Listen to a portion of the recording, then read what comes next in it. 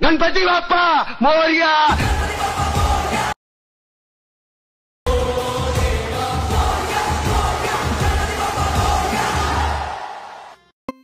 जय शिवराय मित्रांनो, स्वागत आहे तुमचं तुमच्या लाडक्या भावाचं यूट्यूब चॅनल एस पी क्रिएशनवरील एका नवीन आणि इंटरेस्टिंग व्हिडिओमध्ये। तर मित्रांनो, आजचा व्हिडिओ जो आहे तो आपण बाप्पा माझा सिरीजचा पार्ट 9 बनवला आहे आणि व्हिडिओ एकदम जबरदस्त आहे। व्हिडिओ सगळ्यांनी पूर्ण बघा।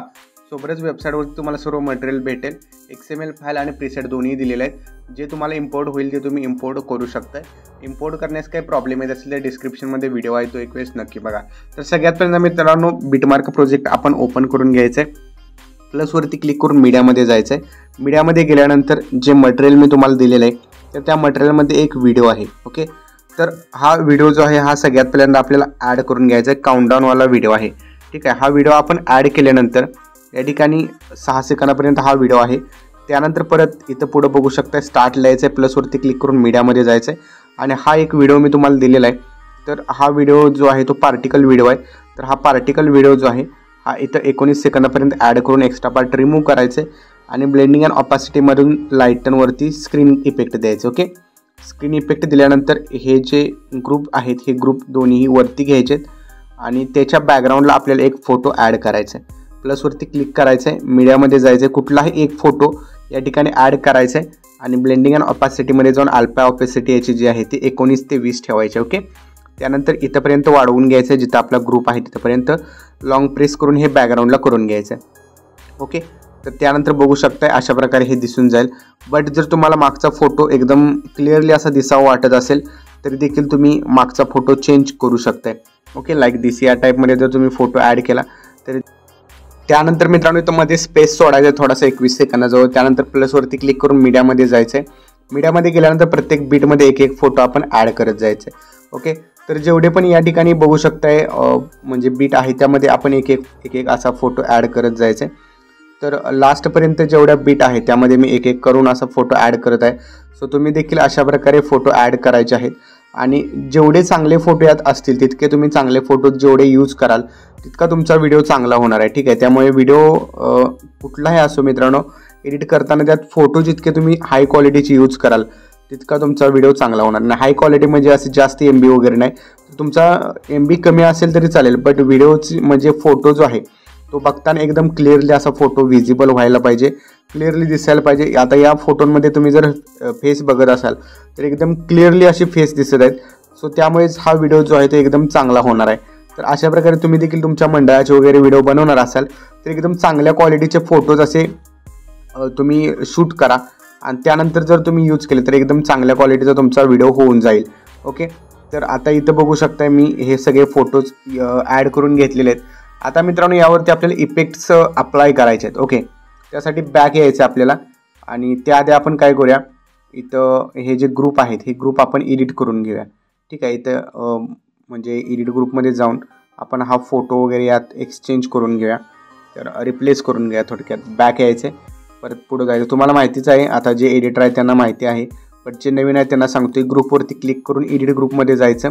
खाली जो येलो कलरचा फोटो आहे त्यावरती क्लिक करून इथं कलर अँड फिलमध्ये क्लिक करायचं। नंतर या नंबरवरती क्लिक करायचं आणि तुमचा कुठलाही फोटो तुम्हाला या ठिकाणी दुसरा या ठिकाणी टाकायचा असेल या फोटोच्या ऐवजी तो फोटो सिलेक्ट करा, फोटो तिथं ॲड होऊन जाईल। बॅक यायचं आहे, बॅक आल्यानंतर शेक इफेक्ट प्रीसेट जे तुम्ही इम्पोर्ट केलेले आहे त्यामध्ये 1 नंबरला एक इफेक्ट आहे, तर तो 1 नंबरचा इफेक्ट इथून कॉपी करायचा। कॉपी केल्यानंतर व्हिडिओमध्ये यायचं, व्हिडिओमध्ये आल्यानंतर पूर्ण लास्टला जायचं। लास्टला गेल्यानंतर लास्टच्या फोटोला हा इफेक्ट पेस्ट करायचा। पेस्ट केल्यानंतर तो अशा प्रकारे दिसेल आणि तोच फोटो 1 नंबरला आपण जो यूज केलेला आहे त्याला देखील हाच करायचा आहे पेस्ट, ठीक आहे। बघू शकता इथं पण आणि लास्टला पण हाच फोटो मी यूज केलेला आहे, सेम तुम्ही देखील असंच करायचं आहे।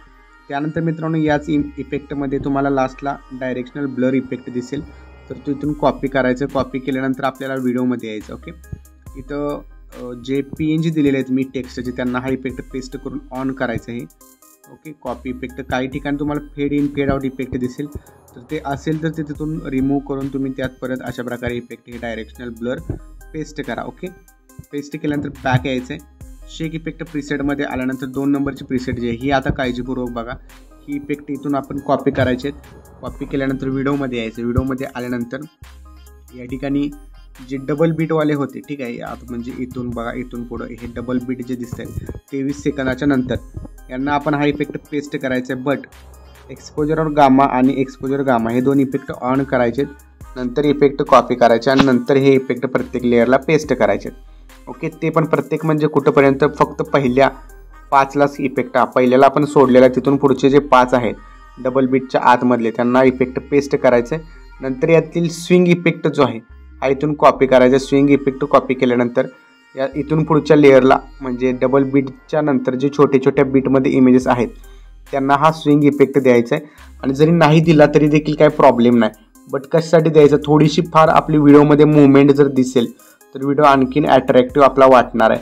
सो त्यासाठी हा इफेक्ट आपण टाकलेला आहे, स्विंग इफेक्ट. ओके, तर आता जेवढ्या पण लेअर आहेत म्हणजे आता बाकी जे इफेक्ट द्यायचे राहिलेले आहेत आपले, त्या सगळ्यांना आपण हा इफेक्ट पेस्ट करायचा. ओके, आता यात आपली एक चूक राहिलेली आहे, बघू शकताय.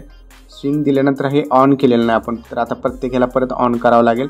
त्यासाठी आधीच ऑन करत करत इफेक्ट जर पेस्ट केला तर तो प्रॉपर असा इफेक्ट दिसणार आहे. ओके, आता जस्ट सिम्पल प्रोसेस आहे. जे आपण ऑन करायचं राहिलेलं आहे ते ऑन करत जाऊया फक्त.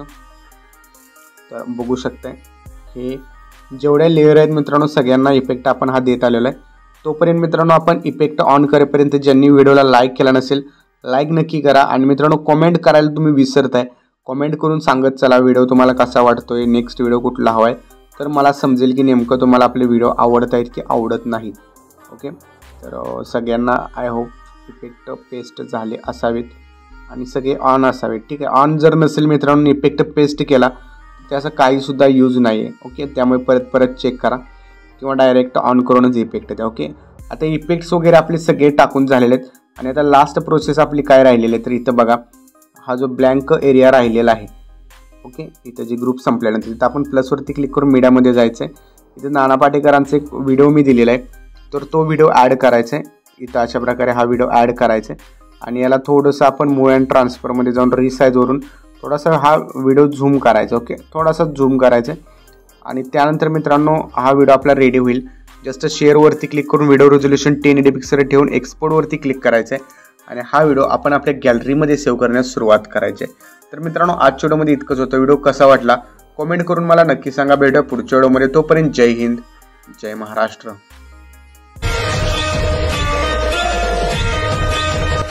गणपती बाप्पा मोरया.